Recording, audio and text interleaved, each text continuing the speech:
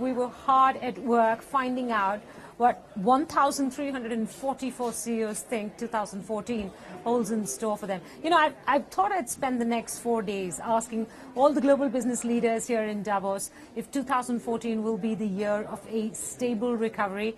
And I don't think I need to work any harder. I've got my answer already.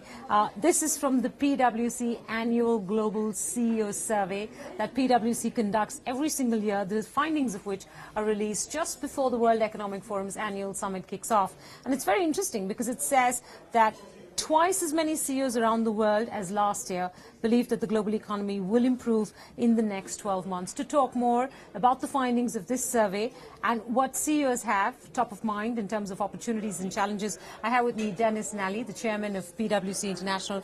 Mr. Nally, thank you so much for your time. Hi, how are you? Great to be with you. This is going to be the year of recovery then, isn't it? Well, we hope it is. I mean, it's clearly pointing in the right direction is the way I describe it. The confidence levels, as you just indicated, CEOs are feeling better today than they did 12 months ago. So it's a recovery that's on its way, that's moving forward. And not to say there aren't issues, challenges, problems that the CEOs are concerned about, but relative to last year, people are feeling better, going into 2014. Are they expecting volatility? Is that some of the nuance you got in your survey? I think volatility is the operative word these days. When you look at the global economy, different parts of the world are, moving in different directions. I think without question, CEOs are getting more comfortable dealing with this volatility. Don't like it, but getting more comfortable dealing with it. I think that's just a fact of life in terms of where we are in this economic recovery. The reason I ask you this is, are they expecting a one-way up recovery cycle, or is this going to be a recovery cycle that's plagued with several downtrends as well? Well, if you go back a year ago, I think when we were here in Davos, people were very concerned about what was going on in Europe and whether Europe would continue to weather the storm, make progress, or whether or not there's going to be another surprise. I think part of the increase in confidence levels comes from the fact that, guess what?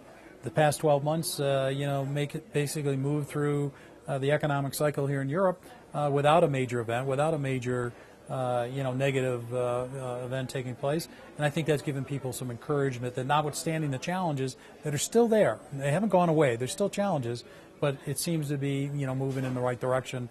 But having said that, volatility, is certainly a part of where we expect this economy to really go into the future. So it's interesting, Western Europe is the most confident region by far, if you were to break these survey results down region-wise. And Russia is the most confident country-wise, in terms of their outlook, CEO's outlook for 2014. And I also noticed that in that country-wise breakup, you have India at number 4. And this is at odds with the mood that we noticed back in India, because it's a fairly pessimistic one, and now a slightly nervous one, given that we have that mid-year election. So 49% of the CEOs in India are confident about revenue growth in 2014. Where does that come from? Well, I think it goes to the underlying potential in this economy. I would say the same thing about Russia, quite frankly. Mm-hmm. CEOs in Russia, high levels of confidence. The economy growing at 1 or 1.5%. India, as you know, will grow 5.2% this year. But not what you want it to be, but the potential for those opportunities in these countries are so great. I think that's what's driving the confidence levels. I think there's issues, concerns. You alluded to one of them in India, which is the upcoming elections. I think there's a lot of conversation, better than I, about expectations. But confidence levels will continue to increase, in my mind, to the extent that the new government, the coalition government, really, develops pro-business policies, practices, regulations, makes it easier to do business, opening up some foreign investment.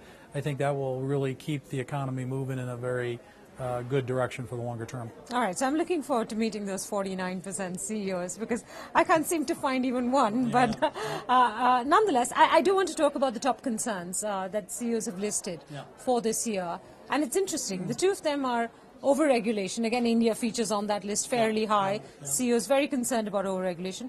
And fiscal deficit. And this is business now worried that government spending is going to crowd it out in some fashion.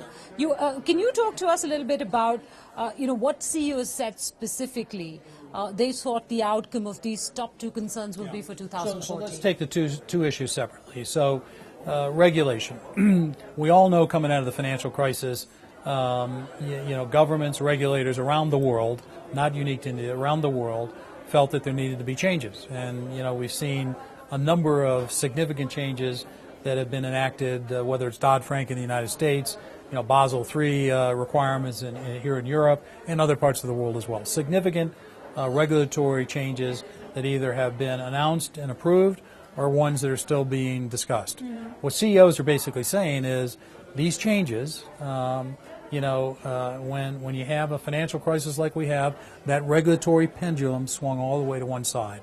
And therefore, what's happening is rules, regulations are much more complex. They're inconsistent from one part of the world to another part of the world. You're trying to operate a global business, raises costs, and of course, if the rules and regulations aren't finalized, you have the uncertainty of what ultimately will be implemented. And so the top concern we saw in this year's survey, first time we've ever seen regulation being the top concern from the CEOs, although it's always been a topic that we've talked about. I'm supposing because growth is finally coming back. So well, maybe that's no I think the question that you really start to ask yourself when you're talking to many of the CEOs is what could growth be had there been more positive regulation policies to incent investment.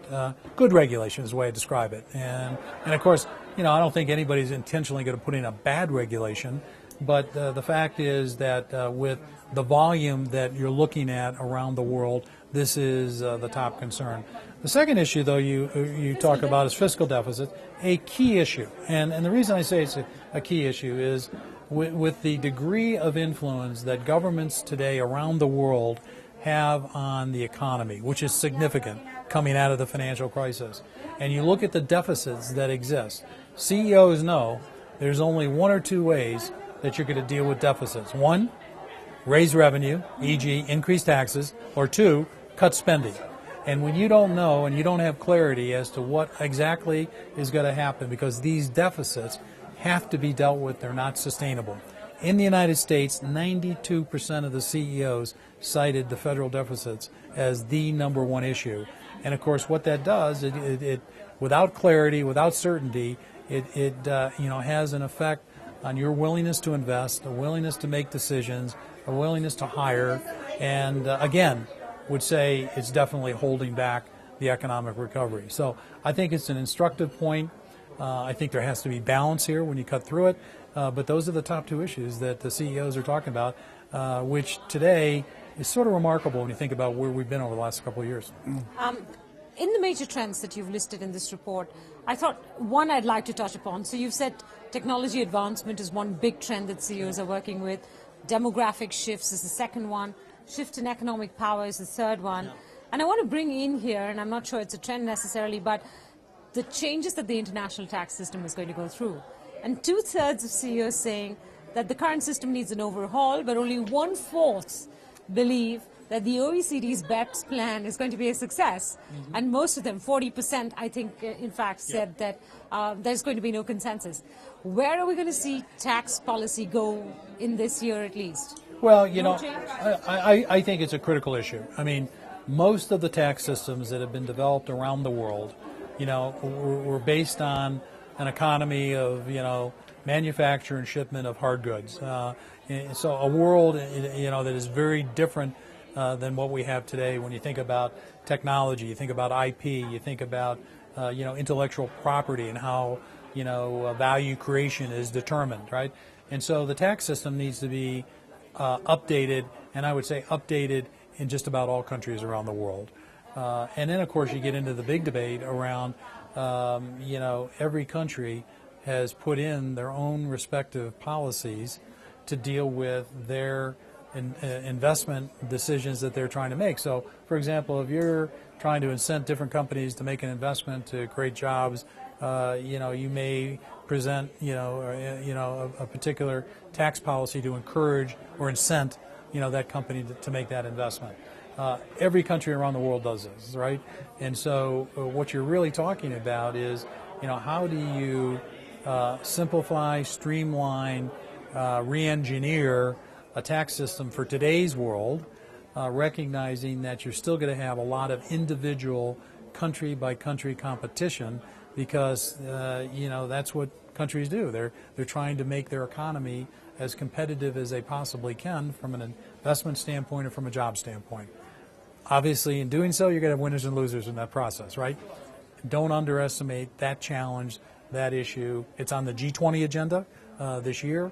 The OECD work that you point to is early days, but we don't underestimate the complexity for actually getting something accomplished, but it's certainly one that is worthy of a lot of effort because I think it's clearly pointing to a system that is very much outdated and in need of reform. Fair enough. One final question, and that's on India. Most Indian CEOs, like we've already discussed, confident about revenue growth this year, confident about global economic recovery at least. The changes in terms of revenue growth expectations are not that much. I thought there was one set of figures on restructuring that seemed to indicate that the pain is not yet out of the system because you had 83% of Indian CEOs who responded to your survey restructure last year and 69 expect to do the same this year, which means there's considerable pain still left in the system. But the good news is that India Inc. expects to hire more.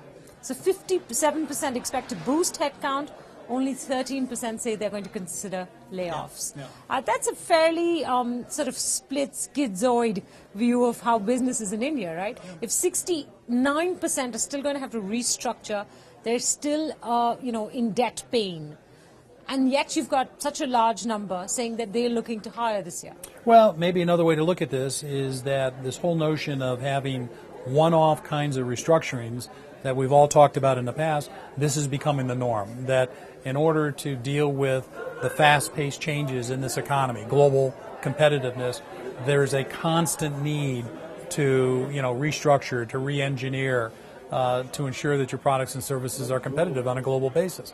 Now, I happen to take that view. I don't think the days of, running a business without, having significant, restructurings or re-engineering taking place as a normal part of what you do day in and day out. I think that's just a fact of life in terms of how the economy is moving and moving so quickly.